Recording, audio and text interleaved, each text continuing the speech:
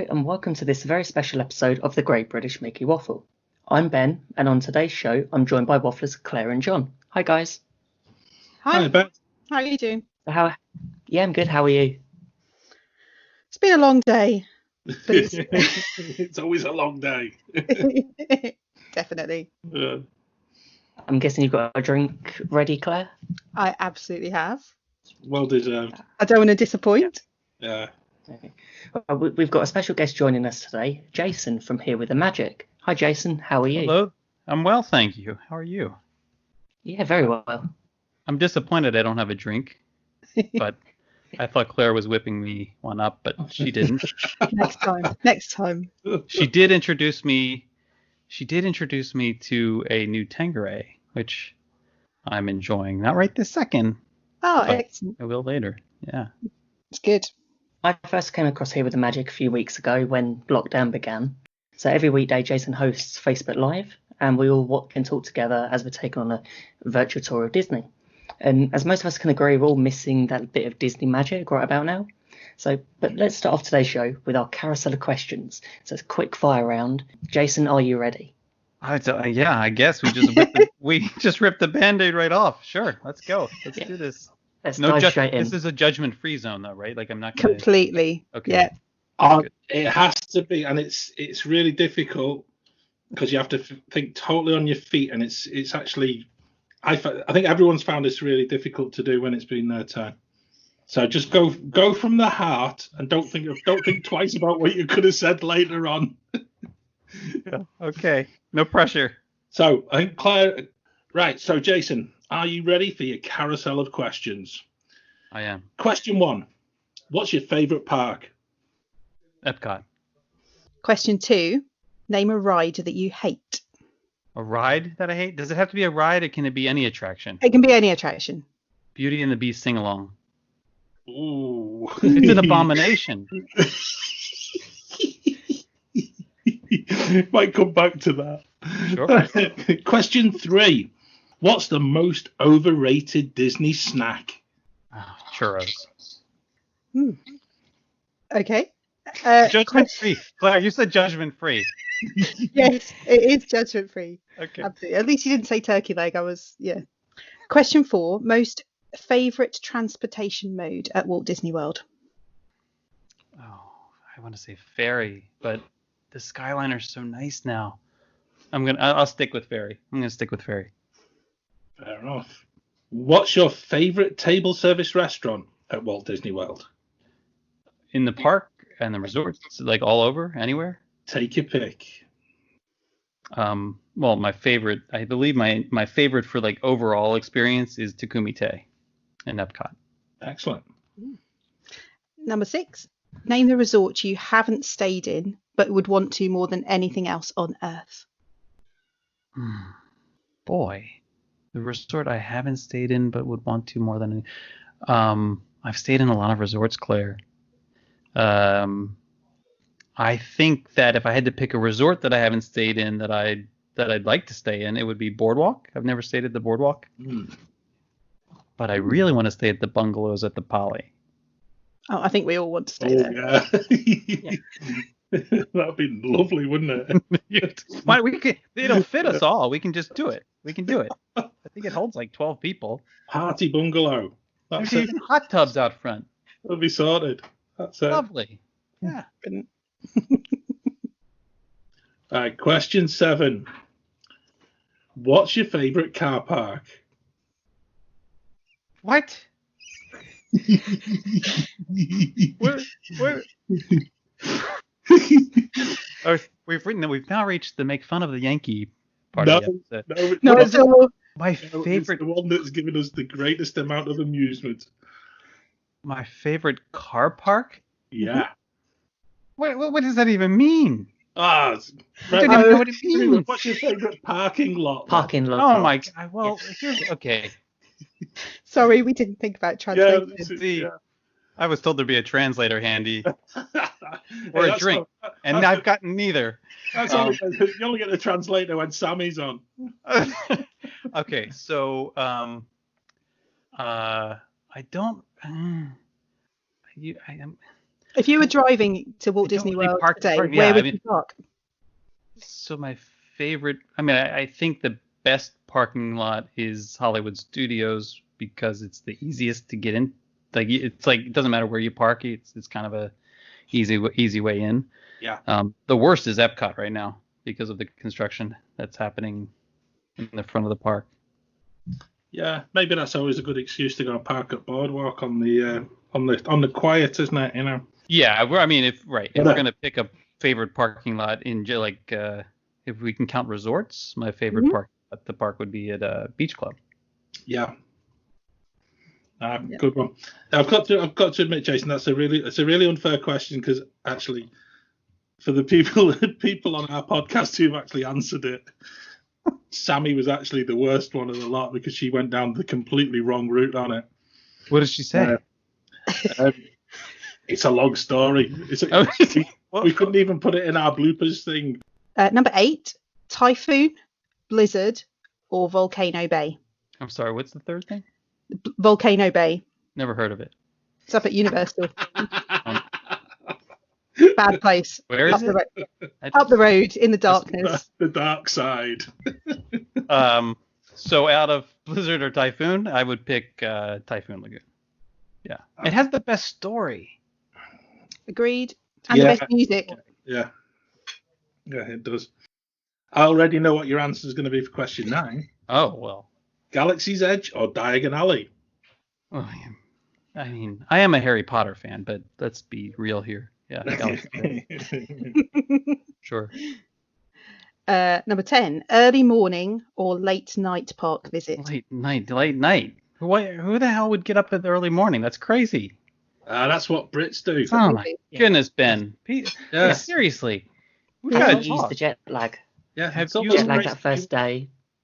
Have you wandered around Epcot World Showcase at like 11 o'clock at night when no one's there and the music's going? The park, the security like following you behind. Well, they do sweep you eventually. They do. Yeah. They find you, even if you may be hiding somewhere in the Canada Pavilion. Yeah. They find you, but it's such a lovely experience as opposed to the madness that is rope drop and. Ugh. I'm sorry. I didn't mean to judge you. I shouldn't judge.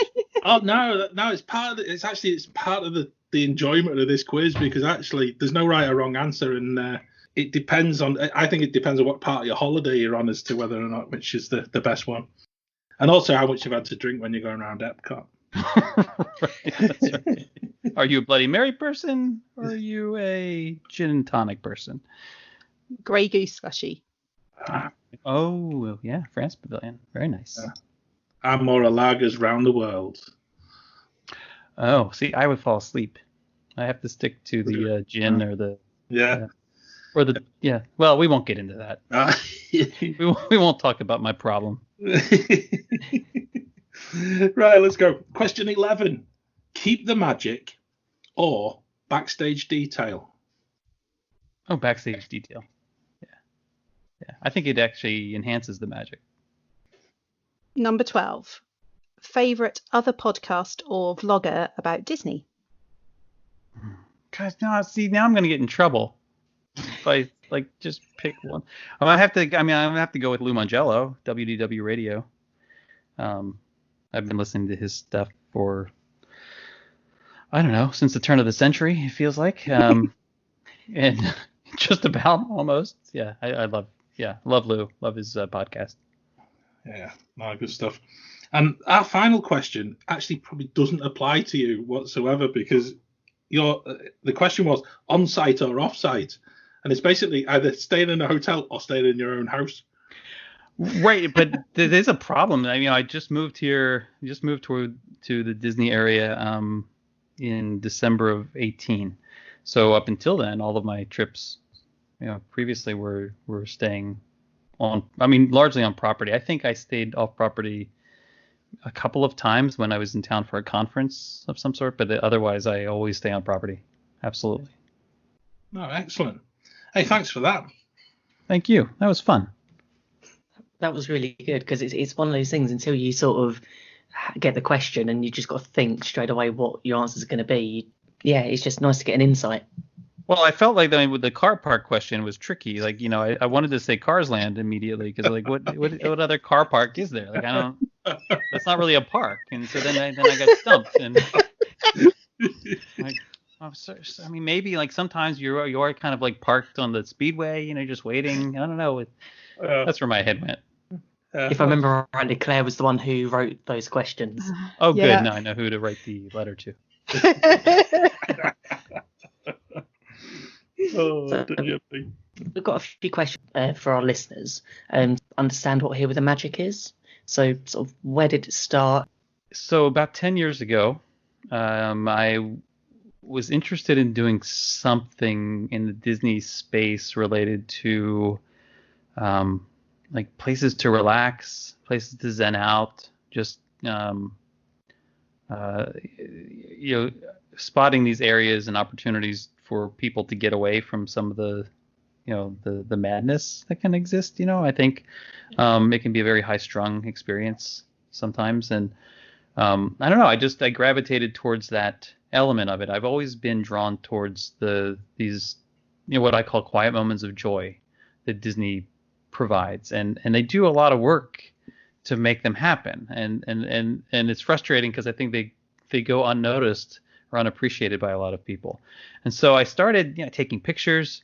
This was a decade ago, and I thought, well, maybe I'll write a blog or something, and I just didn't do it.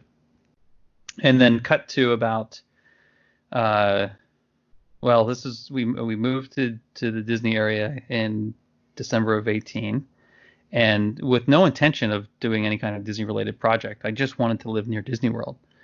And when I was here, it was about 4 or 5 months into it, I decided to start doing some videos for myself, just taking videos of relaxing places. And I had this idea of, well, maybe I'll throw them up on YouTube and see if other people are interested, just for fun.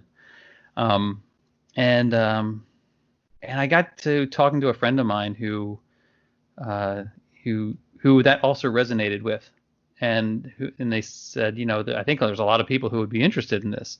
And then it kind of just snowballed from there. I started doing some videos, and I'm kind of a tech junkie, so I used it as an excuse to just start buying stuff, which is another problem. And then this was also around the time that the Oculus Quest was coming out. And I bought my kids like this VR device, this HTC Vive machine, which was a substantial whole room VR system that they enjoyed a lot. But the Oculus Quest was different because it was untethered, and it was the first device to really bring this untethered VR experience to the public at a price point that was low, but at a quality point that was high enough to actually do some interesting things with. And also Facebook had bought Oculus, so I started the little neurons started firing in my brain. I'm like, okay, there's an opportunity here. Like, this is going to become more of a thing. And also around this time, YouTube launched their dedicated VR channel, which you only can see or access if you're in a VR device of some sort. But they were dedicating a lot of resources to it. So all these things are happening, and I started thinking, well, wouldn't it be cool plus fun to buy a VR camera? Wouldn't it be cool if I could maybe get into this and do some immersive videos, because that would be even more like being in the Disney space. So instead of doing a video sitting at Geyser Point, like a just normal traditional video, what if I could do a video that allowed someone to actually look around as if they were there, and maybe if it's 3-dimensional, see see things. If there's a leaf falling off of a tree, be able to see it it's right there. And then I of course bought more stuff, and that allowed me to do the 3D sound. So it's binaural headphones that allow me to record as if you're there. So now it's the whole it's all coming together. I've spent all this money on gear, so I'm sure my wife's looking at me you better do something serious with that. And it just happened. And around the same time, I started working with Lou Mangello in his mastermind groups and seeing a lot of other projects that people were doing in the space, and it just became like this. There wasn't like a eureka moment. There wasn't like I didn't go into this thinking like, oh, this is what I want to do. It wasn't why we moved to Walt Disney World. It all just kind of happened, but it happened quickly. And so by the summer of, I've only really been doing the videos since, or like filming since I'd say June of 2019. And I just didn't stop, and now there's 80 plus videos that are out there, most of which are in virtual reality format of some sort. Some are traditional. I started doing a lot more. I've been experimenting. I started doing more traditional because I realized there's people who just want to consume it like off their TV, and VR is not really any good for that. And there's a lot of people, and the folks who enjoy the videos in VR environments typically don't want to stay in that more than 5 or 10 minutes.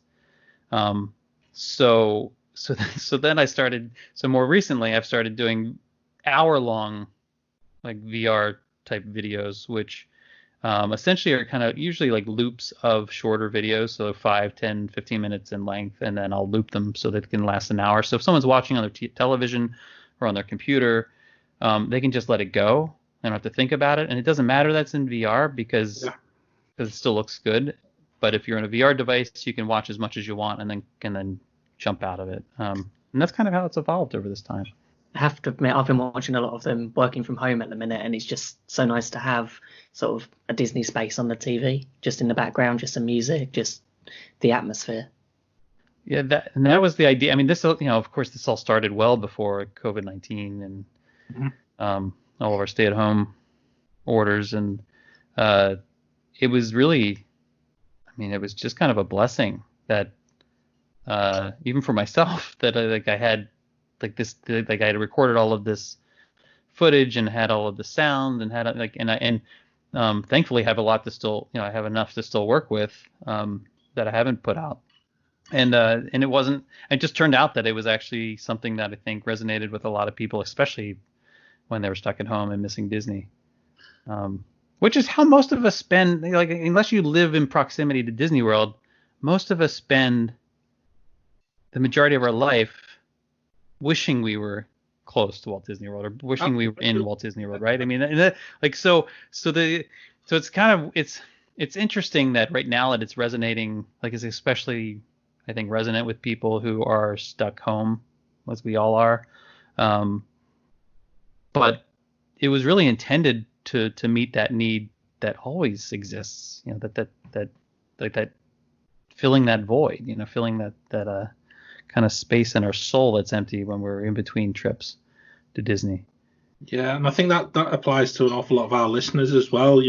Coming from the UK, I think I've often described it in the words that I type about going on holiday, is when you're actually leaving Disney, there's this real feeling of loss as you're walking away for the last time, because first of all, you don't know when you're going to go back again.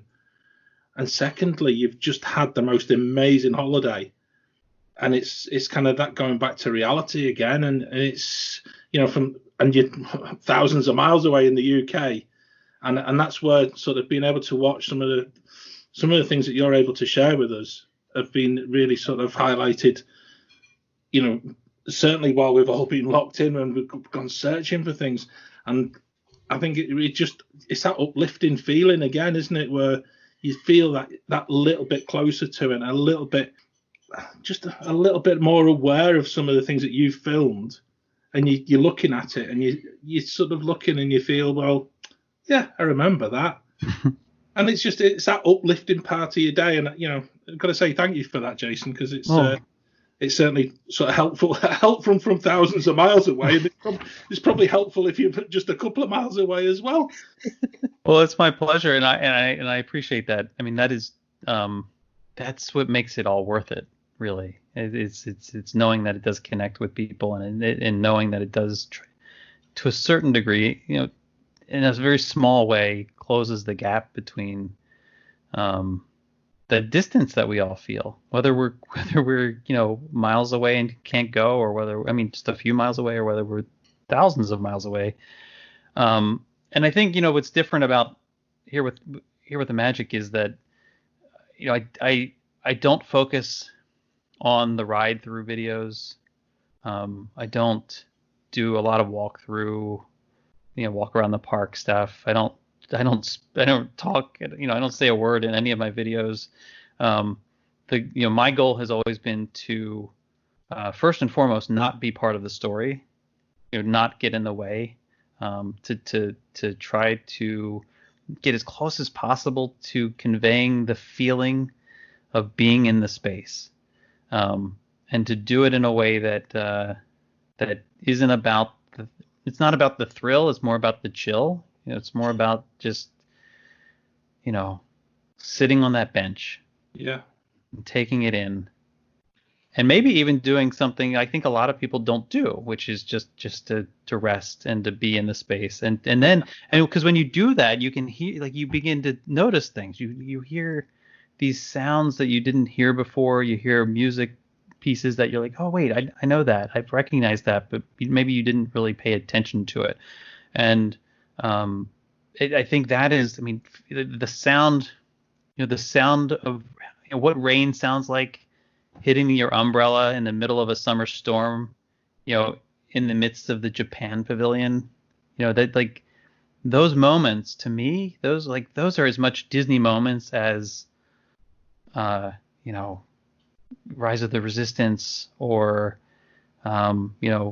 meeting a character that you've wanted to see for a long time, yeah, or eating a good meal in a restaurant. Like, it's those I know those moments are they're abundant, but they're often just unseen.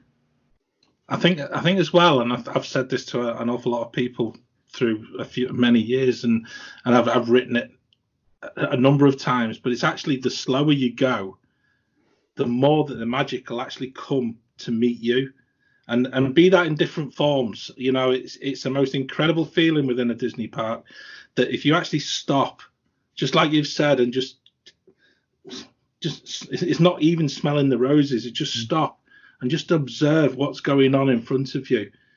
Things start to happen, and certainly as a family, we've had things strangely just sort of happen all of a sudden that have just made our complete holiday. But they would never have happened if we'd have been attached to the phone, marching to the next ride with a plan under our arm that's as long as 15 sheets of A4, and you suddenly, I've got to do this, and this. When actually, if you've got the opportunity just to be in a park and just soak it up. You said about the music. The music actually transcends all of the parks, doesn't it? And it really does. It's just everything. It's just everything. And you saying that has really struck a chord with something that I feel deeply myself. I think that's an important point to make, and I know it's difficult. I know it's difficult when someone has waited a long time to come to Disney World or to go to Disneyland, and they've saved up a lot of money, and they've waited a long time, and they've traveled a long distance, and they just want to see it all. They want to experience everything there is to experience. They want to do everything there is to do. And I get it. I understand that instinct. I've done that myself. But the reality is that you can't. Not only can you not, I mean, unless you're spending many, many weeks, you really can't do everything. You just can't. I mean, you can't drive a speedboat and ride horseback and golf and ride a gondola and enjoy a meal at a 5-star restaurant and hit every attraction. And it's like there's so many things to do, and go fishing and go and riding a surrey around the boardwalk and watching Yeehaw Bob. Like we could go on and on and on, right? You just can't do it all. Yeah. And that includes taking a moment to just pause. Yeah. And just and I've been saying this a lot lately. Just I'm not saying that everyone should come into the parks and do what I do and just like sit around and take it in and not ride attractions or anything like that. But do yourself a favor and maybe just pick one moment each day to just to just rest and just like you said, just sit there and do nothing for just a moment. On our plans, we put in a resort hopping day, just so we can go around resorts, because it's something that you don't think about. Everyone sort of plans what you're going to do in your parks, your fast passes, your ADRs, but just there's so much at resorts that you can just sit there and you don't have to be staying at a Disney resort to go and enjoy it. Totally agree. It's really interesting. I'm listening to you talking, Jason. I'm grinning away because everything that you're saying is absolutely resonating with me in terms of, our visits and trying to have that 5 minutes. And it's interesting, the videos that you put up. I love watching them, and I've watched a couple sneakily at work. And I work with people who go, "Oh no, you're going to Orlando again? Why do you do that every year? All of this." And I'm literally like going, "This is why. Look at this. It's not about rides and parades and shows. Yes, there's that, but this is the stuff that actually makes me want to go back. It's not about doing, the crazy run round. It's about having that time as a family to sit and enjoy and relax, whether that be on a bench at the back of the Japan Pavilion or sitting outside on the beach at the beach club. It doesn't matter where it is. There are so many, as you say, there's so many places. And trying to articulate that to someone who maybe has never been or doesn't understand, they think it's all, hell for leather, fast you can, ride to fast pass to grab a turkey leg and keep running. It's trying to explain that to someone is really difficult. So actually the videos that you've been putting up are just perfect for me. Thing is, Claire, you try to explain to someone that the magic comes to meet you, and they think they've just lost it. They've just lost the plot altogether. They think you're on a different planet. You're on a different planet, and you're taking something that you shouldn't be allowed to take. And it depends where you are. I think that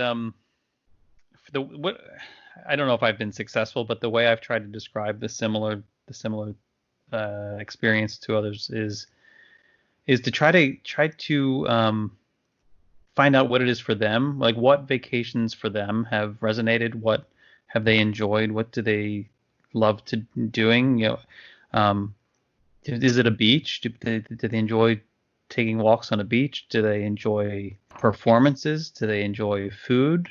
Do they enjoy sports, like or riding, bikes or fishing, or like try to find that thing, and then explain to them, that you can do that in Walt Disney World.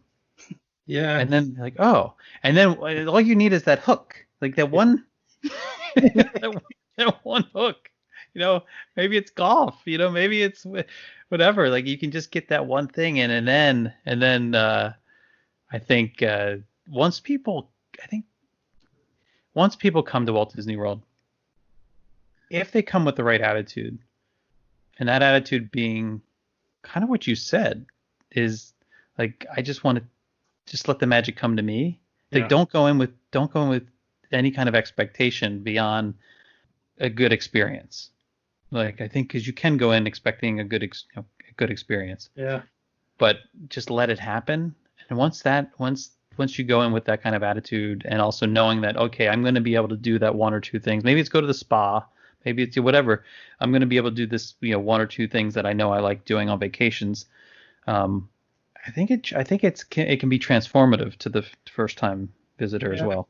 Can I ask you a question then? Because we've only sort of recently sort of discussed this as a possibility for some of our future shows, and it's talking about your very first experience within Disney, because mine's going to be most incredible story that our listeners are ever going to hear. Because is it going to be long?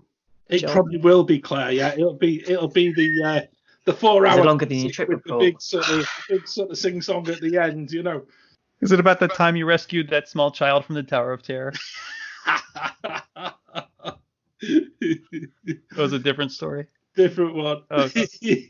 But yeah, Jason, when was the first time you actually experienced Disney, and how did it feel, and was it actually what it's become now? The first time, I was 4 years old.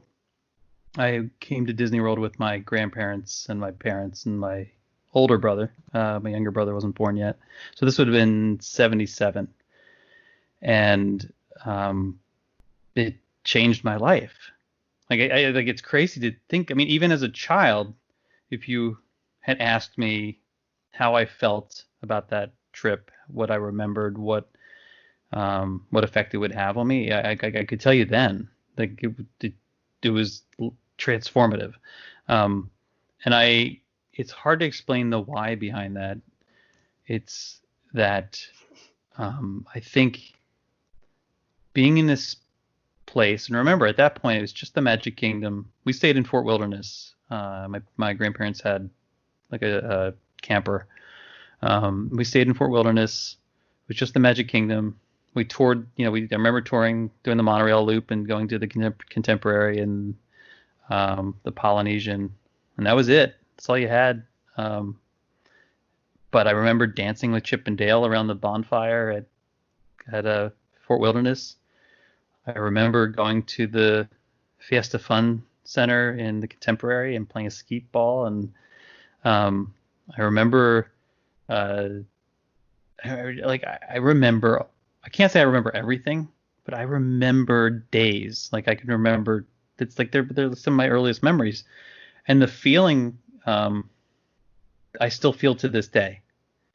It's this feeling of being home. It's this feeling of being at peace. It's this feeling of being safe and understood and seen and appreciated, and all the things that I think family is supposed to bring you, right? So it's just really strange. But for me, it's I don't know. It's not strange to people like us, but I think it stuck with me, and I will never forget. After we moved here, and I was driving back from Epcot, we had closed the park down. We had literally been swept out, like to the point where not only were we being asked to move along, but like all the music stopped. Like there wasn't even any ambient music going at that point. So we left the park, and I was there with my older son, and we're driving home. And to drive home, we drive past the Magic Kingdom, past the Contemporary, that area. And as we're approaching the sort of flyover bridge that takes you kind of beyond where the what do you call it? Where you drive, you go through the car, like there's a car attendant, parking, the main gate area. Yeah. As we're kind of going past there, it kind of just hits me all of a sudden. Like the sign for Fort Wilderness was there, and then there's the Magic Kingdom sign, and it just hits me. And I say to my son, I said, if you had told me, like, I'm getting like choked up about it. If you had told me when I was 4 years old, or even when I was 13, because we didn't go back to Walt Disney World again until I was 13, and then I didn't go back again until after I got married, and I was 23. So long gaps between when I went back, but.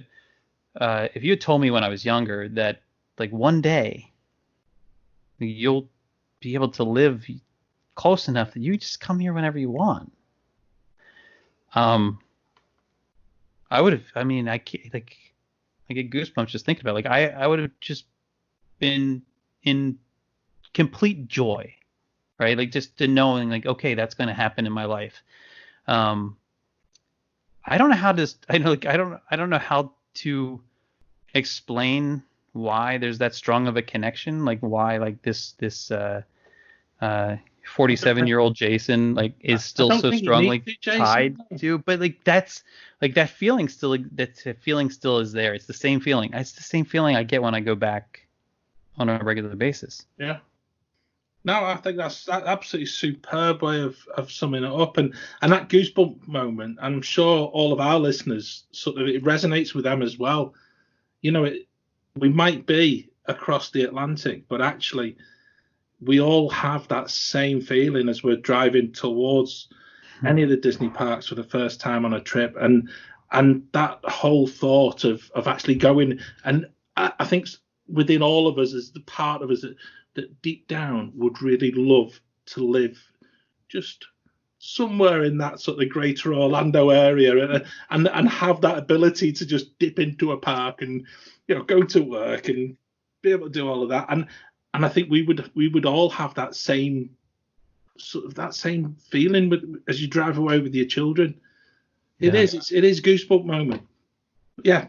Lovely response, thank you. No, there was a couple of moments in that. I know you were choking up on it, and I think I was, and it's just like, and that's what it's about. It's brilliant. No, thank you. I didn't wish to sort of to be quite so personal, but I don't know, John. But actually, I think for us as a show, I'd love to do this as something as we move on, because I think it's good. Yeah, I think it's everyone's got a different first time at Disney experience. I think I'll shut up. I'll let Claire and Ben talk for a bit. It's all right, you carry on. We're used to it. It's fine. You're gonna get on top of your drink, Claire. No, I'm okay. I've never been so quiet. It's too bad I didn't get to meet the rest of the team today. The rest of the group, because now a good thing. Did you say it's a good thing? I feel like we're missing the northern half of the. It's probably a good thing. Right? Yeah. We're the well-behaved ones. Yeah. This episode brought to you by Hadrian's Wall. Too soon? Was it too soon? No. It's good.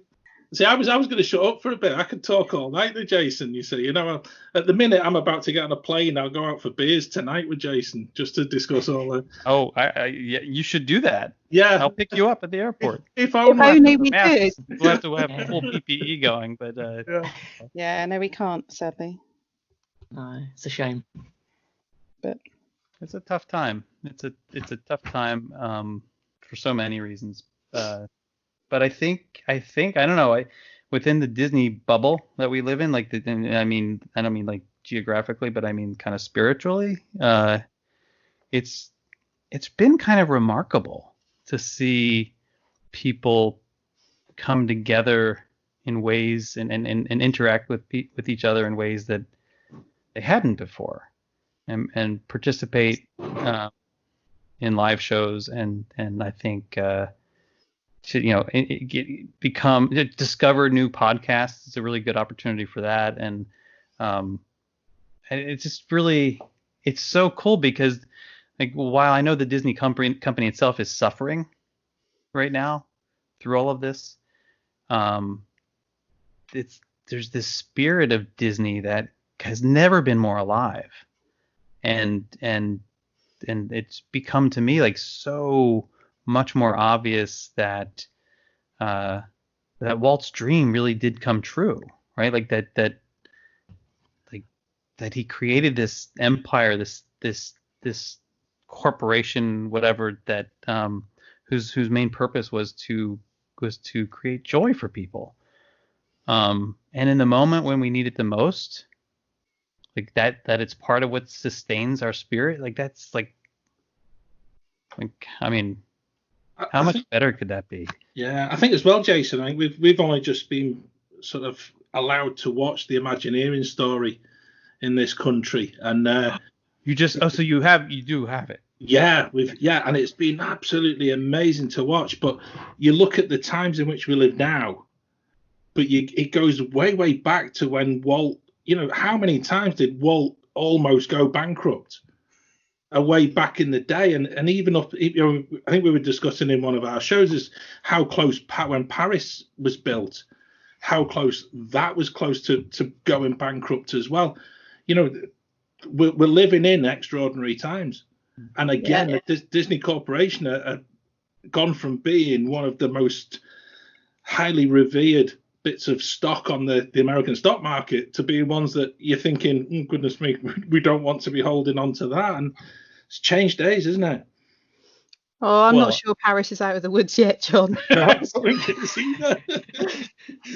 got to get there first. Just hold on, baby. Yeah. Hold on. I got to get there first. I've got my AP, so I need to make use of it. Yeah. It's beautiful, Disneyland Paris. It is a very special experience. It's so very different.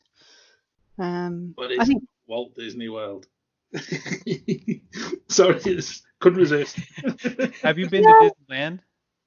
I have.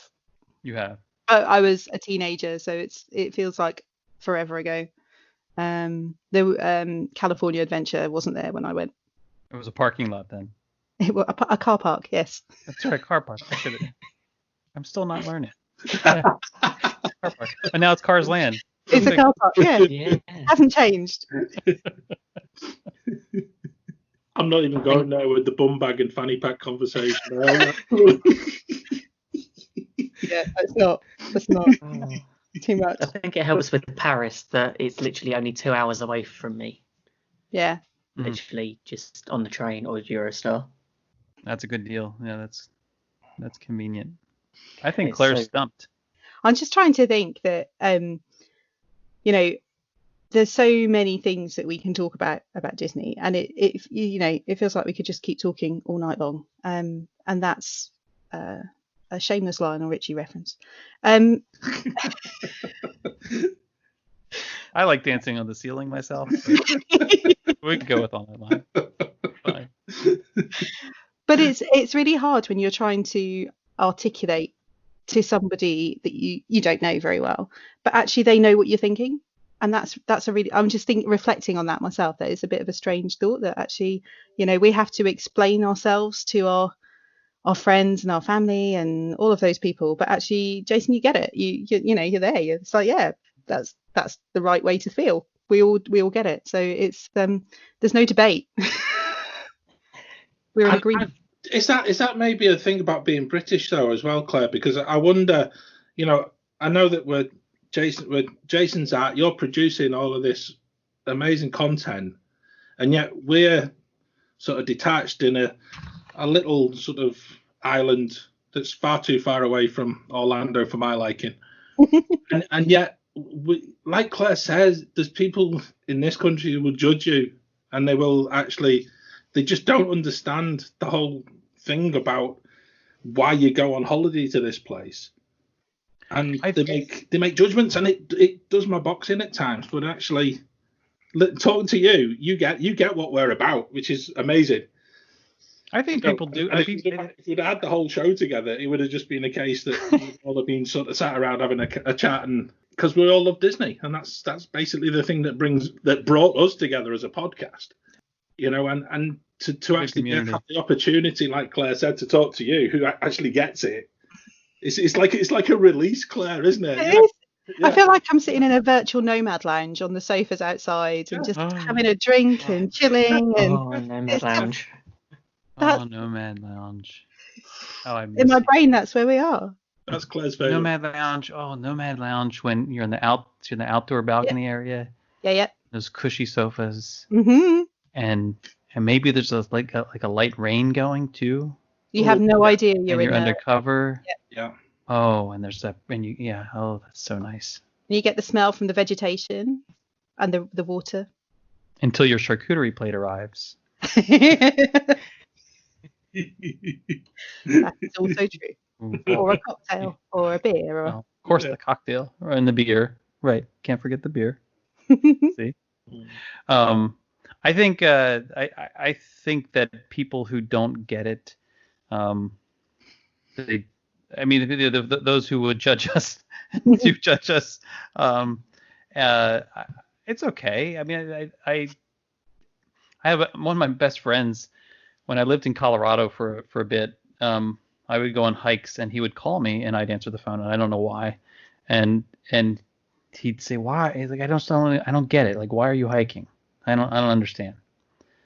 And then when I would do my Disney thing, he'd say, like, I don't understand. Why are you going to Disney? Especially when I went alone. Like, no one could get, like, even people who accepted the fact that I love Disney, when you go alone to Disney, even your family starts to look at you funny. Like, he is an odd chap after all. And that same friend finally said to me, like, it clicked for him. He said, I think I get it now. Like you go and spend all this time in Disney World, and you're there all the time, especially now. He's like, it's kind of like belonging to a country club, like where people would spend tens of thousands of dollars every year to belong to a country club. And I was like, yeah, that's exactly right. It is. It's like having Central Park in your backyard if you live in New York City, or Golden Gate Park if you're in San Francisco, or wherever. Like, you name it. Everybody has that place that they like to return to in their community, or they place that beach that they go back to vacation, for holiday, everybody has that place, or the restaurant that they can't keep. Like, why don't you try other restaurants? Why do you keep going back to that same restaurant? Like everybody has that thing, and I think once you can, not that you have to explain yourself, but if you so choose to enter that fray, like if you say, like, yeah, like, it's just this place that makes me feel whole, and it makes me, I think people, they do get it if they're open-minded enough to recognize that they themselves have their own equivalent of Disney. Yeah. Yeah, and if they don't get it, I cut them off forever.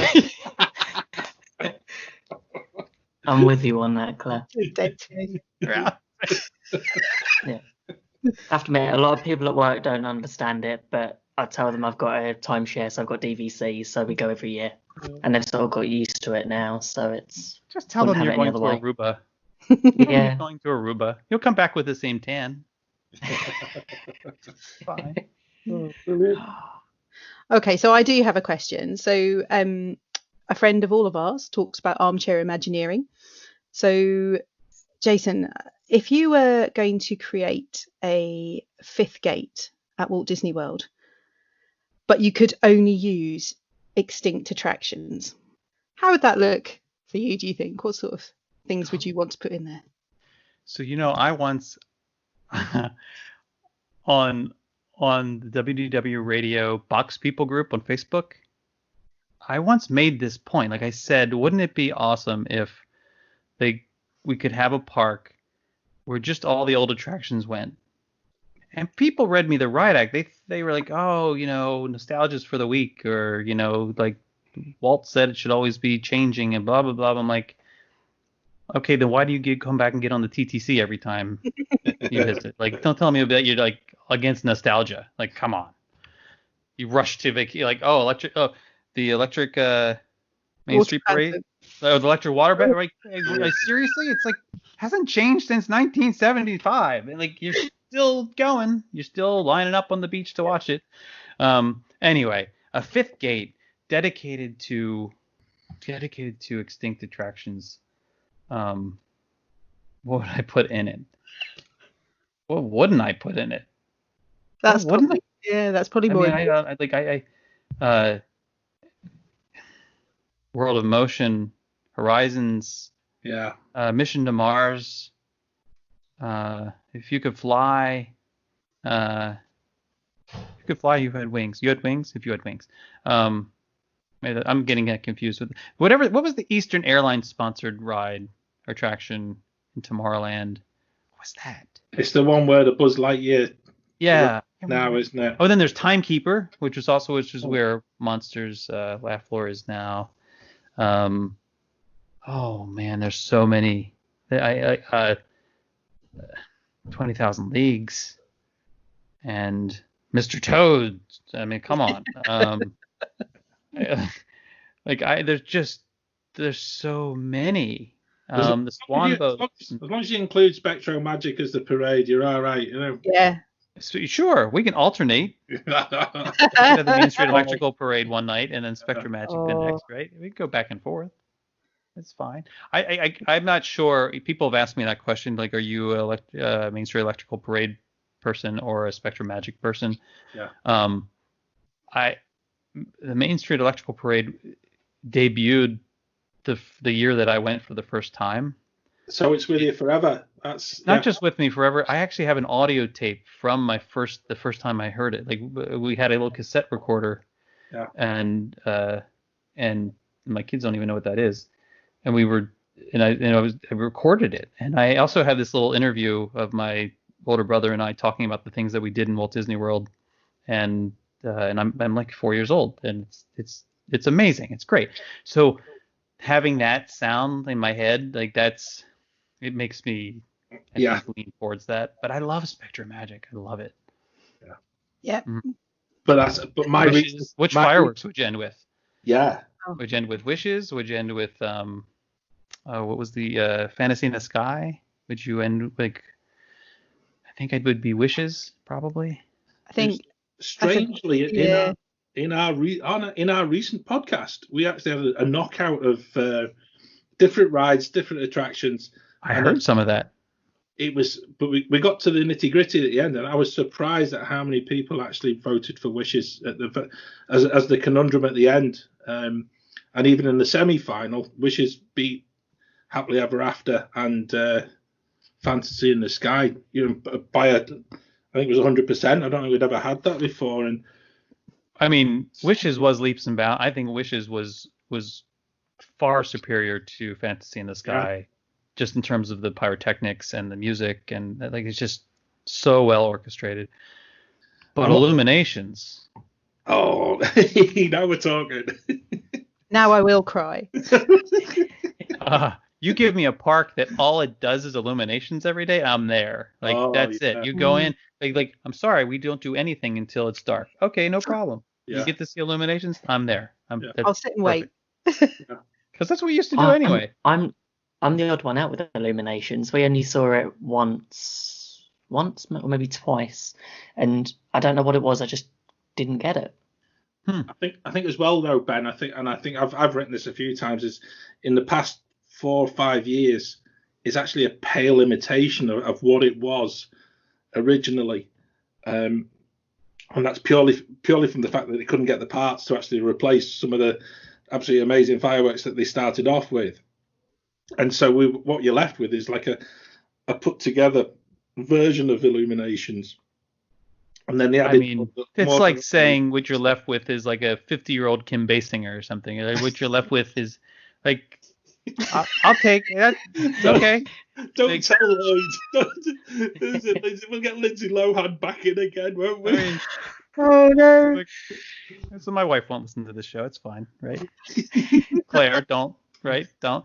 I don't know. I think Illuminations, even if you watch. So have you watched, Ben? Have you watched any Illuminations videos?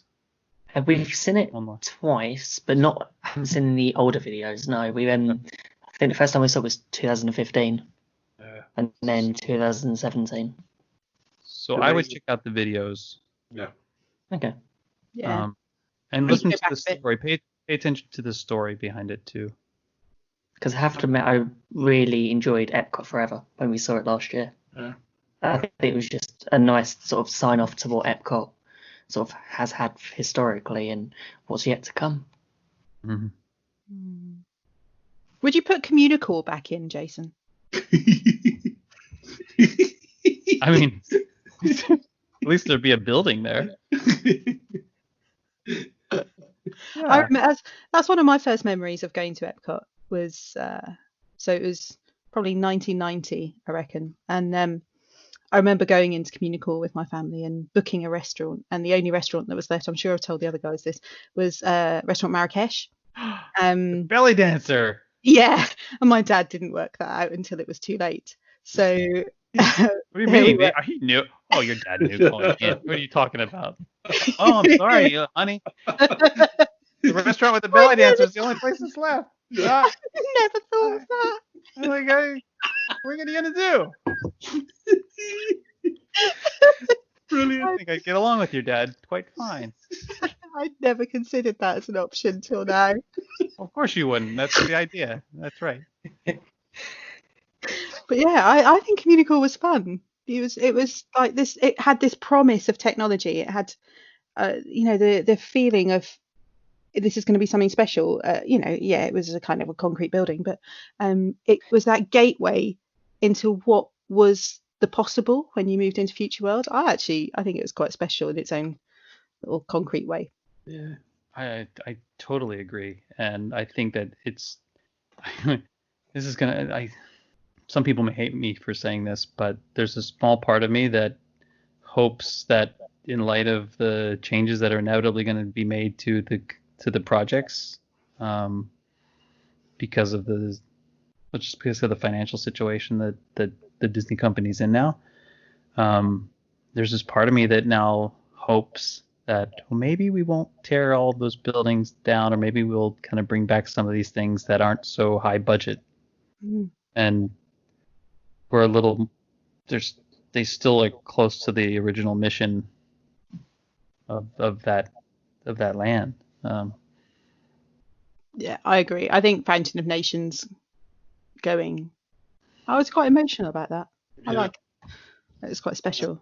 So Yeah, you should have been there the day after, like when we, Oh. because it's just. I mean, you know it's coming, but then when you see like, oh my goodness, they started actually demolishing the Yeah. fountain. It's not No. good.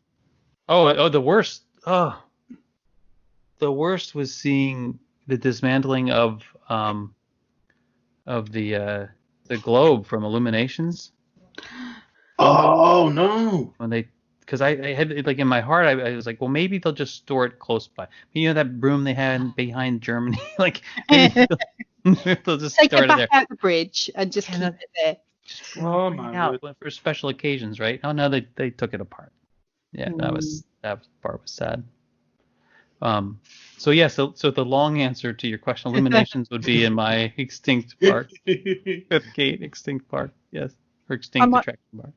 I might put the Osborne lights back in there too. Yeah. Not all the time, just One of the most emotional experiences I ever had was the first time I encountered, like I knew it was. I mean, I knew about them, but I sort of made the bend, and it was snowing, and I can't remember what song was playing. It was I don't know. I can't remember what the song. But it was so emotional, like to be caught up in this Christmas spirit and in the music and the snow and the lights and but just to be kind of in it all of a sudden, unexpectedly, like to have I like to have Christmas thrust upon you, like open your door, oh hello Christmas, like it's that kind of feeling. That was amazing. I think it'd have to be a big park. Why not? And it'd be strange because actually you're going to have a whole lot of people inside the park who are very much down the historical side, and yet a whole lot of people who'd probably be stood outside saying, I'm never going to step foot back in there simply because it's the past and we all need to move on. Maybe if that was the case, Disney Plus wouldn't be so successful. Absolutely. That is very true. If that was the case, like no one would become a pass holder. No. If that was the case, Jason, I would have nothing to say about Disney at all because actually it's all the modern stuff. I'm just not. It's just, you know. Yeah, I don't buy that. I don't buy into the anti-nostalgia thing, obviously. And I don't believe it. I don't believe that others do either, even though they claim to. I think people say it to make themselves feel better when they've lost something that they cherished. Yeah. But and I do understand that things need to change and need to evolve and need to move on. And I get it. I get that part. And the only reason is because resources are finite. That's the only reason. We run out of space and we run out of money. Like that's why we do it. I wonder how much will come to a stop now, because like you said, the budget for Disney's sort of construction, there isn't much left probably. I mean, Bob Chapek has spoke to this a bit. It's nothing's clear, but I think that they're definitely making adjustments to their capital budgets. And I think that there are going to be some attractions that were like, especially like the Ratatouille attraction, which was just about finished. Yeah. That'll That'll get a month left to go or something. Yeah, it's hard to know what will happen. It's not like there's going to be projects that go unfinished. I mean, it's hard to fathom like that they wouldn't finish the Tron coaster, when we can see it. Unlike the Guardians ride, which is in a box. Like we don't know what's going on in there. Big ugly white elephants out there. We don't know what's going on in there. But the Tron coaster, we all, especially the folks locally, we all watched it go up, in great anticipation. And I think that, with the 50th anniversary coming, it all will happen. All of that will get done. It's just a matter. It'll probably be much further. Instead of beginning the celebration early, Yeah. You begin the celebration later, like maybe not even until the 50th anniversary itself, as opposed to the year in which it happens. But I think, I think it will happen. I think the Mary Poppins thing, which didn't seem to have a clear project outline to begin with, that may not happen. That is like the project that will it's almost cursed or something. I don't think we'll be seeing an additional pavilion in Epcot in World Showcase, unfortunately, anytime soon. I don't, and I doubt that we'll see the multi-tiered structure, that I always thought was kind of crazy anyway. But I think there's going to be a lot of changes on that front, and I don't think we'll see an extension of the Skyliner anytime soon, even though it's marvelous. But it'll have it'll still Disney is a big company with a long history and a long future, and absolutely. It will these things will come, and they'll actually even be better than they originally were planned. Is what I believe, and I would prefer, honestly, I really would prefer that the company wait and do it right, as opposed to wait and do the expedient thing. Yeah, and I think history shows as well, though, Jason, doesn't it? Whenever they've done something really quickly, it's always been something that's been such a bad job, and it looks wrong, it rides wrong, it doesn't look as if it fits in the park. And actually, if they'd have spent just a tiny little bit more money, it just would have just blended into doesn't matter what park it is I'm talking about. There's lessons they need to learn just now, and I hope Bob Chapek is the man who's going to take that through, because I think from our side of things, we've got standing jokers. We don't know which Bob's in charge. Yeah, I actually have a lot of hope for Bob Chapek. I think that I think he's a parks guy through and through. I think my fear is that a lot of blame is going to be laid at his feet for things that are going to have to happen or not happen because of what we're going through. Yeah. And unfortunately, I think there's going to be things that he himself championed that may not happen, or they may be considerably delayed. Yeah. But he has this kind of epic responsibility now to take care of the company, because like I said, it has a long future, and he knows that it goes well beyond his future. That he's just a caretaker of this thing. He's a caretaker of this this thing that Walt created. Yeah. And he's got to, and unfortunately, maybe his tenure is going to mostly be keeping it alive, and and making sure things don't break, and making sure people are safe, and all the things that they have as a priority anyway. Yeah.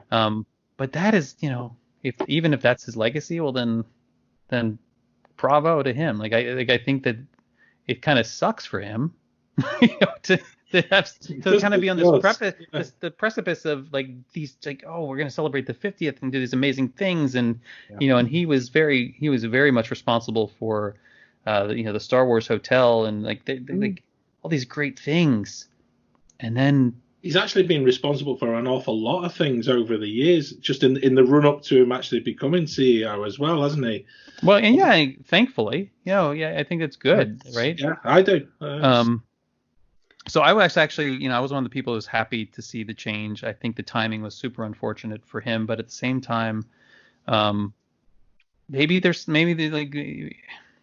don't want to say that things happen for a reason or the timing, but maybe it was exactly what was needed.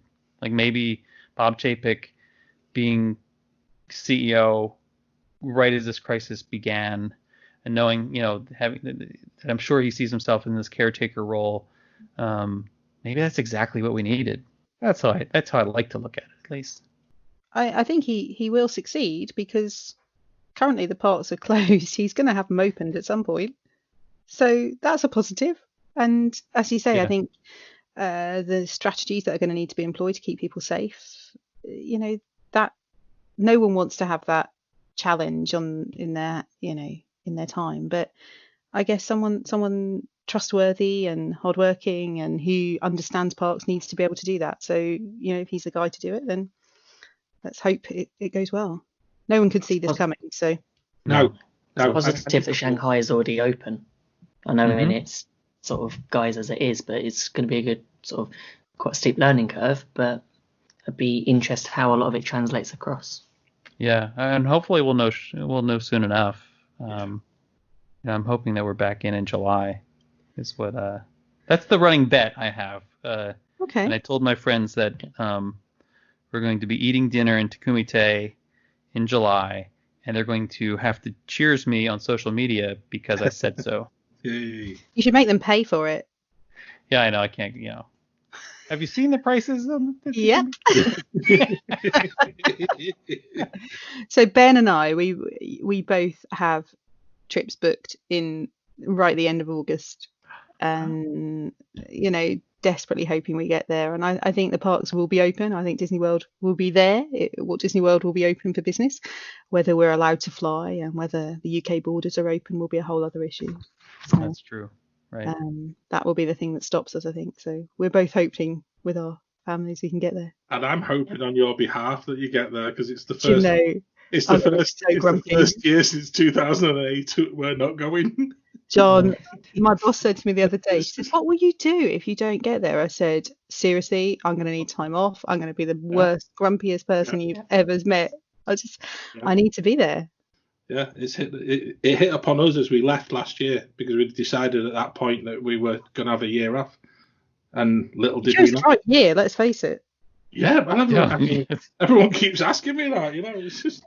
I mean, you should never pick a year away from Disney, but if you're going to pick a year, this was definitely going to be the one, wasn't it? I'm not quite sure. I'm not quite sure how I can explain that, and can't face people up.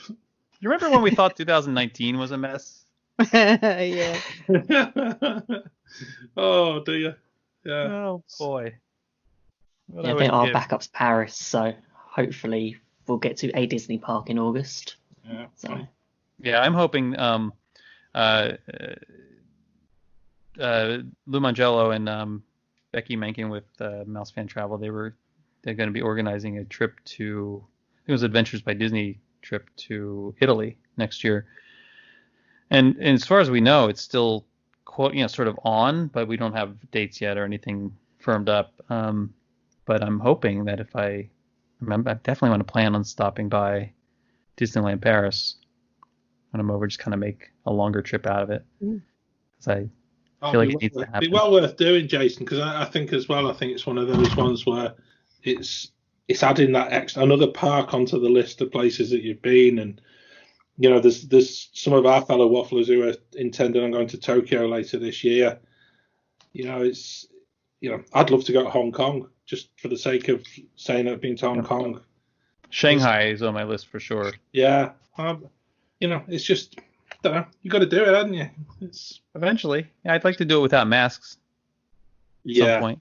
But I'll take it. I'll take it however I can get. I'll take it however I can take it. Yeah, however I can get it. If the park is just open and there's just Disney music playing, I'll be happy. It's just getting to that point that we can get there. Yeah, I agree. I think in the meantime, I'm just going to listen to some of Jason's video and just sort of absorb myself into a place where I feel happy. Here. I might have to price up a VR kit. That's right. Sitting in your front room, Ben, with your VR on. Saying that, I think we've got a VR system at work, so I might pop in there one day and see if I can borrow it. Yeah. Jason, inverted commas. Borrow it. Yeah. Jason's wife's in the background packing up a load of stuff to FedEx across to you. Oh, she's like, you need gear? All this. It's costing a fortune. I've got some gear here. I need the space for my stuff. Creating Disney's at home is going quite well because we've got Joffrey's coffees just turned up. Yep. So I got a big box full of Joffrey's coffee this week. Oh. Very happy. I've never been a huge fan of Joffrey's, but it does taste like Disney. Exactly. It has that. So it's not like the best coffee. No offense. If anyone listening, from Joffrey's, the man behind Joffrey's, I'm sorry. It's not the best coffee. No. I mean, Starbucks isn't either. Don't get me wrong. But it does taste like Disney. It does. So for what you take what you can get, don't you? Yeah. It's such a great tagline. Disney, you take what you can get. It's great. Hey, maybe that'll be Bob Chapek's new advertising. Disney 2021. Take what you can get. Oh. Yeah, Walt Disney World. At least you're here. It's how they open the park. Yeah. We joke, but like seriously, we're like, yeah, okay, yeah, No. I get to just walk around. I get to I just get to walk around, and like I only get 20 minutes. You say, okay, you got 20 minutes. You get to walk around the park. You just stay 6 feet away from each other. Okay, yeah, okay, I'll do that. Yeah. No problem. It's like, even if just the resorts were open, I'd just happily stay in my hotel. Just got a balcony, got a view. Right, just like, can you imagine like having a balcony, Bay Lake Tower or Contemporary, and just being able to come out on your balcony with your Joffrey's coffee, and like just wake up to the Magic Kingdom with the sun. The sun is like hitting the buildings. The sun is hitting the Grand Floridian in the distance. Oh, Sounds like a good man. video.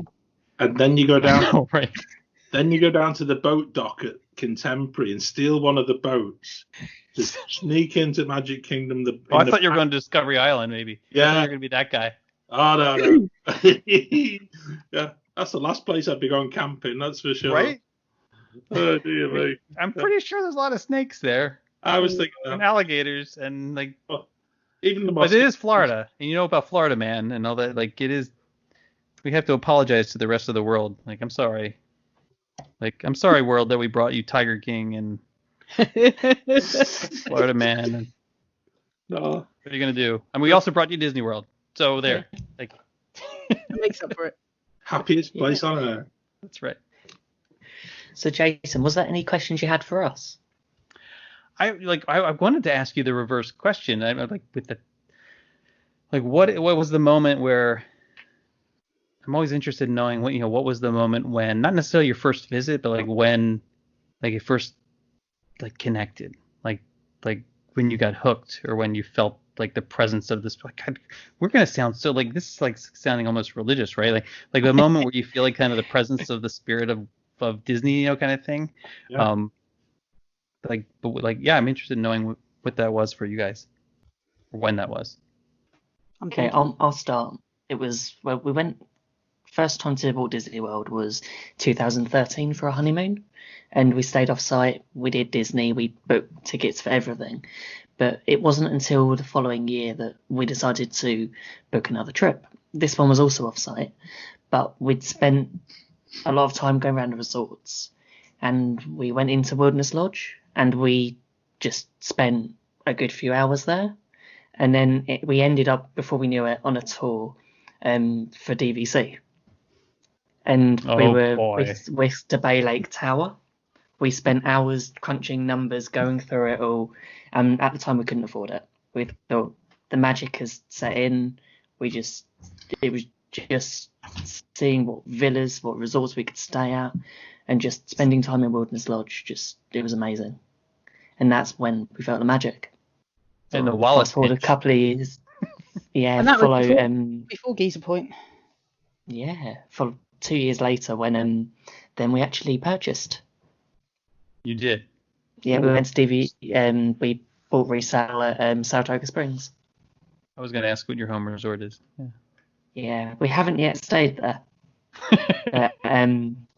But it sort of, when we did the maths, it worked best for like dues and everything. But then we added on direct to get the benefits, and we got a chance to do the Pandora preview. Very It was nice. amazing. Yeah. So that was very good. Even though that's a land that shouldn't exist. Oh, did I say that out loud? Oh, Controversial point. Ooh, I love yeah. Flight of Passage. I think Flight of Passage is one of the most amazing things Disney Imagineering's ever done. Yeah. But come on, James Cameron, dude, like where, like Avatar 2, like seriously, we like 10 years later, like seriously, what is happening? yeah. And that- It's been delayed again. That's how But that's how everyone feels when they stood in the queue for Navi River Journey. Why does that attraction exist? Navi River. What's happening? You know what the subtitle for the tagline for Navi River Journey should be? Actually, going in, it should say like, "We're sorry in advance." Yeah. Like it is like I would have just been happy if I waited in the queue for hours, and then I get on, and then they say, "Surprise! It's actually just a second Small World." Like there's actually no Avatar in here at all. This is great. I love Small World. It's fun. It's wonderful. Yeah. Do you want me to spoil it even more for you, Jason? I'm sorry, what? I'll spoil it even more for you. Oh, no. My youngest son, the shaman at the very end, and as the song is "My ear wax, my ear wax, my ear wax." You will never listen to the song ever again. Well, it's okay because I'm not riding ever again, so I can't do it. Look, the animatronics are amazing. The effects are beautiful. Yeah. The problem is that it doesn't. Honestly, I mean, just in all seriousness, I don't have an emotional connection to it. It doesn't resonate. No, it doesn't deliver. None whatsoever. And the land is beautiful, and the floating mountains are wonderful. And Flight of Passage is amazing. The technology there is incredible. I just wish they would have actually thought about some of that technology when they redid Soarin'. Yeah. And maybe fix bendy Eiffel Tower. I've got a T-shirt. I'm wearing my movie ride T-shirt tonight. I do have a "Make the Eiffel Tower Straight Again" Soarin' T-shirt, because it's just such a shame that when you're meant to plus a ride, you make a worse job of what you're actually looking at. And you're right. And I don't want to go down a tangent because I know we're talking about the connection you guys have, but I have to say, to me, there's no chance that an Imagineer or anybody from Disney tested that ride from one of the side areas, right? Like, it's impossible because you wouldn't see the Eiffel Tower bend and then say, "Yep, good job, we got it." Yeah. But even front and center, it's still not great. Still not, yeah. I mean, there's nothing you can do about it, just given the geometry of things. And but so when I was in Disneyland a few months ago, they were rerunning Soarin', the original Soarin' over California. Yeah. And I just wanted to go on again and again until my buddies were like, "No, stop! Like, we can't. Like, there's other things. Like, we can't keep doing this." I was like, I just want to keep doing this. Anyway, sorry. Ben, I think that look, Wilderness Lodge is by far my favorite resort to just kind of spend time in and relax, and I think it totally makes sense that that's where it clicked for you. So for me, I said earlier, I went to Walt Disney World when I was a teenager with my family. We went to Disneyland Paris a month after it opened in 1992.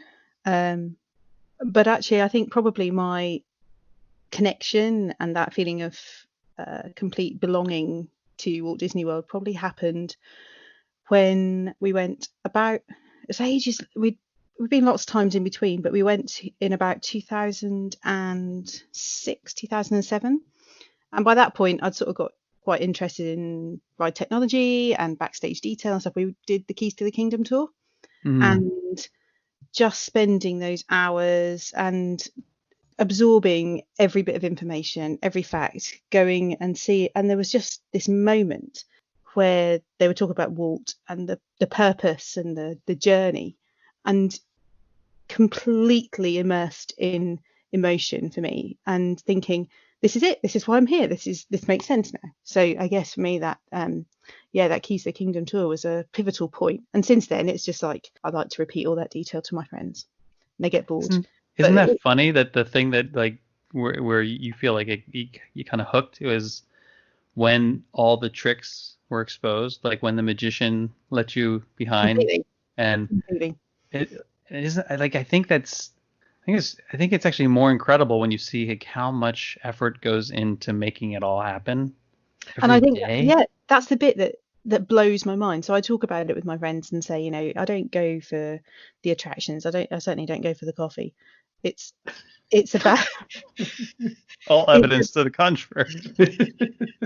It's for me, it's the fact that every single thing is there for a reason. You know, the number on the door, or the window dressing, or the color of the pavement, whatever it looks, everything has a reason for being there. And the levels and detail, you know, the such level of detail that the Imagineers go to make things fit the story, things that they know no one will ever look at. But if And you the do, cast member, like what they do as a company to either screen people or train people to have that spirit, and I don't know, I don't think it was you, Claire. Somebody recently, I posted a video, just a short little 30-second clip on Instagram of Sunset Boulevard in Hollywood Studios, and I hadn't even noticed this, but somebody commented they noticed one of the janitorial staff stopped to offer to take a picture of these guests that were there. Like, and I hadn't noticed that because, of course, I'm too busy looking at Tower of Terror or something.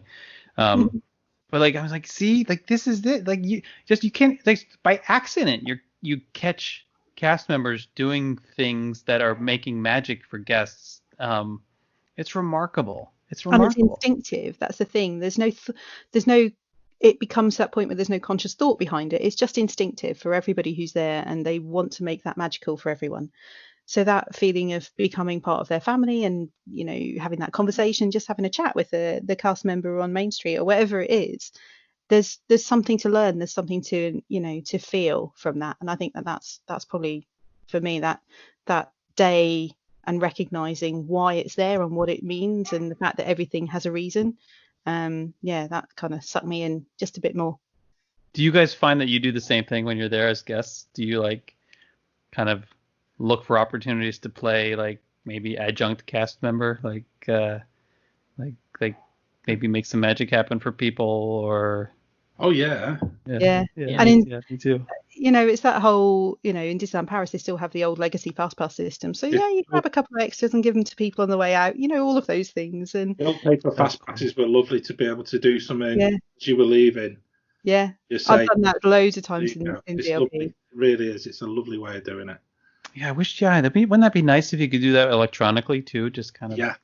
Gift it to somebody. Yeah. Or even if there was an option, just like you know, you could randomly, like if you had a fast pass or something, and you could just like randomly give it to some other family, and you don't know who it is. You don't you just know that like it's going to, and then you as a guest, can you imagine like getting a little notification saying like another guest has just gifted you this fast pass? Like, that'd be so cool. It'd be so much better than like trying to refresh, like.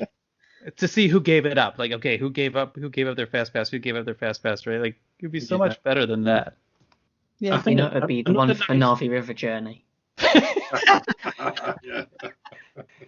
Yeah. I'll tell you another nice one to be able to do though is and I think it was through Twitter, where you could actually send a message to Disney about a cast member, and just as a way of saying thank you for good service. Oh yeah, the cast compliment. Yeah. And I do you know something? What a lovely way of actually being able to just sort of acknowledge somebody who has either gone out of their way to just make your day truly what Disney should always be. I just wish I didn't have to step into the stream of agony that is Twitter to. Yeah. I'm finding that. I'd much prefer to do it from the Disney app. If anyone's listening who can program that into the Disney app, that'd be great. If you could just go to My Disney Experience it would though. And send your cast compliment that way. Definitely. And it's a far more personal way of doing it. I think that's a great idea. You're all looking at me now, aren't you? Well, yeah, it's your turn. How much time have you got, Jason? You know, another. If you can squeeze it into like 10 minutes or so, that'd be great. Right. But otherwise I'll just apologize. You haven't heard John before. John doesn't do a shopping list in 10 minutes. Yeah. I've got the most amazing Disney story, because actually I'm the person who really shouldn't have enjoyed Disney whatsoever. I was 15. My family were going to Florida. They were going on a cruise, And being a stubborn 15-year-old, I decided I wasn't going. This was like 10 years ago then. Well, obviously, yeah. But looking back, some of the pictures they've got of Epcot are just incredible, because Epcot had only been open 2.5 years, and so I kicked myself a little for that. However, they went and they did Disney in a day and a half. The whole of Disney in a day and a half. They came back and said, "We've done it." None of them. Kids, Big Ben, Parliament. Absolutely, yeah. It's that Wally World version, isn't it? It's National Lampoon's way of going and doing it. Yeah. And I decided I was going to go. And I went, and I was a big golf fan, still am, and I went to this big trip out. I went down to Royal St George's. I watched Sandy Lyle win the Open in 1985, while they were all busy on a cruise. And then I went back to stay with my nan and granddad for like 2.5 weeks, And then they all came back home, rubbed my nose in it, and said, "Oh, look what we've done." And actually, I still to this day, I've got no regrets about that, because when I became a bit of a big boy, and I met my wife, and she actually said, "We're gonna go," and we did 10 days over Christmas, 2002. Mm-hmm. And I took my golf clubs, because I was going to play golf with my dad, and we were just going, "Let's go and play golf." And she persuaded me to get a 5-day Disney ticket while we were there. And day one, we got a bus in from, we were staying at Orange Lake, and they ran a shuttle bus. And in those days, without all the security, we got dropped off in a zone right at the very back of the park, and we ended up walking into Magic Kingdom. And it still sets me apart now, because actually Small World always appears on the wrong side. Because we walked in and it was on my right, and I was just like, hang on, this is just like we walked across the railway track, walked in, and we went on Small World. And from being the most cynical, I don't believe they mean it when they say have a nice day, I was smitten. And it's cost us a fortune. Claire's she's like laughing it up. This poor man's like pouring out his heart. Oh no! But now John knows I love him. But it was amazing, because actually I was old enough to be a cynical person. I think that's the beautiful thing about it. And actually I didn't believe in the magic at all. I didn't believe it for 1 minute.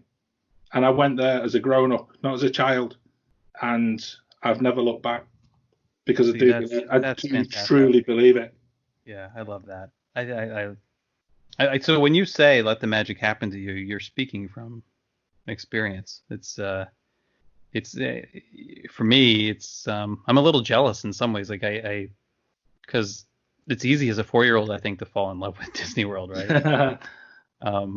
But to experience it, and it's almost like for the first time, like you experience it as it was supposed to be experienced for the first time as an adult. Yeah. Like that's, I'm a little envious of that. I think that's beautiful. I was then able to take. Despite Claire laughing at you, I think. Oh no, she's with you, not at you. No, no, because she knows how difficult this is for me. Because I find this quite an emotional thing to say. Because it's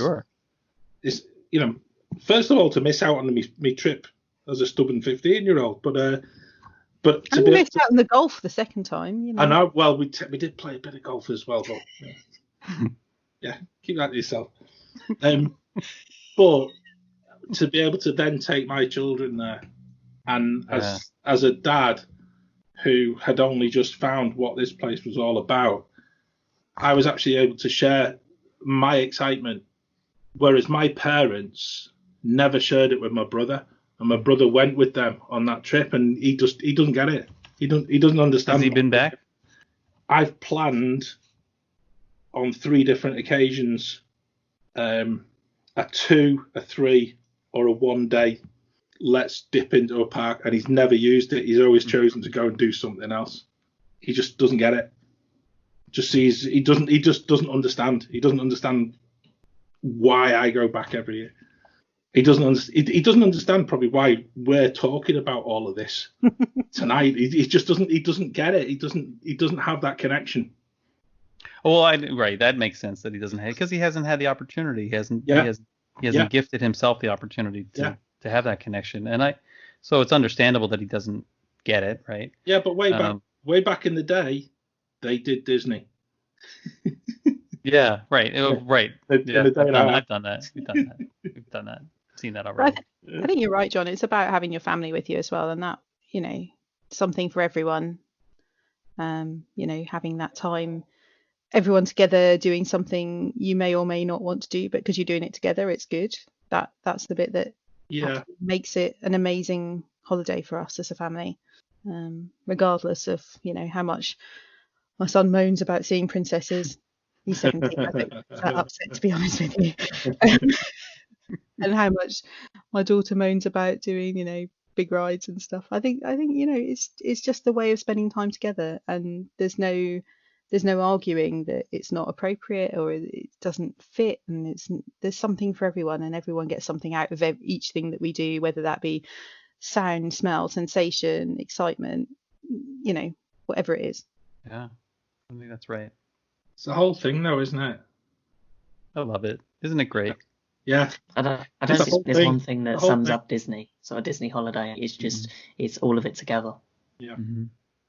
Because we went with Mum and Dad there was 9 of us. We planned a trip it was just me and Becca's. It was our third time, and it was their first, and just being able to see it. And by the end of the 2-week trip, all of them were thinking, when can we come back?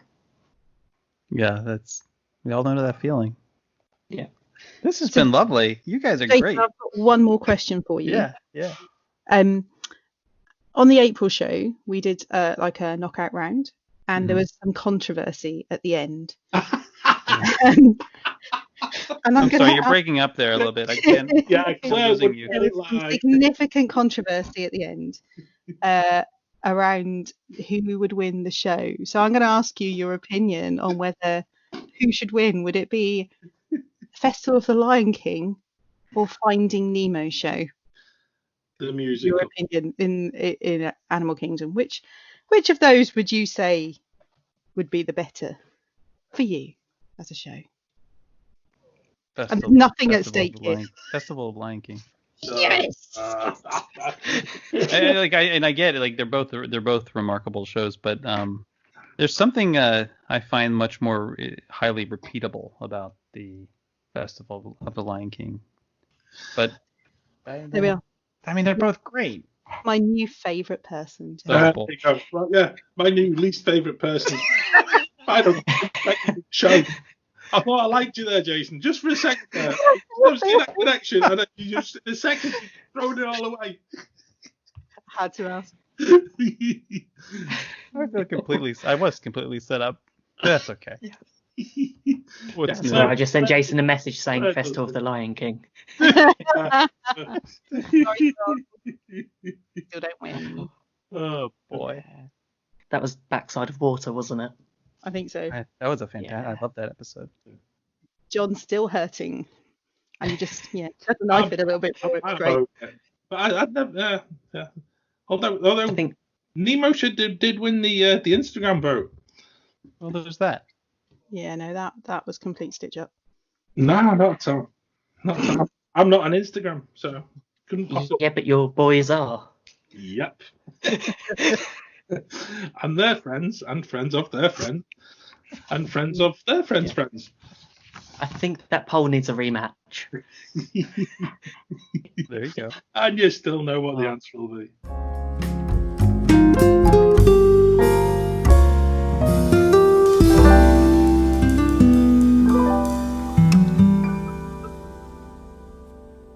Thank you, Jason, for joining us today. It's been great to hear so much about what you've been working on, and we can't wait to see what you've got to store in future. Thank you to all our listeners for listening to us waffle. As always, you can find us on all the social media channels at GB Mickey Waffle, or you can send us an email to themickeywaffle@gmail.com.